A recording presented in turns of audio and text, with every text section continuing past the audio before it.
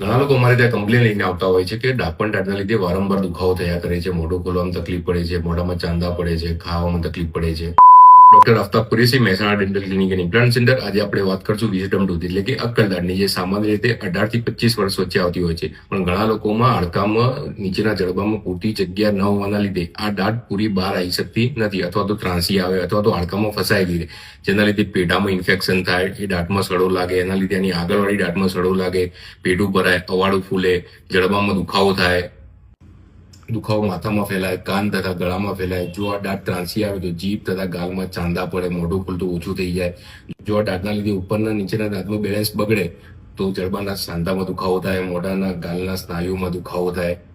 નાની ઉંમરમાં ડાપણની દાંતના લીધે આગળના દાંતના ધક્કો મારવાના લીધે આગળના દાંત વાંકાચૂકા થઈ જાય, કાં તો પછી આગળ પડતા બહાર આવી જાય. તો પછી શું થાય કે આગળ ચાલતા ભવિષ્યમાં પછી એને તાર અથવા તો બ્રેસીસ કે અલાઇનર દ્વારા એને સીધા કરવા.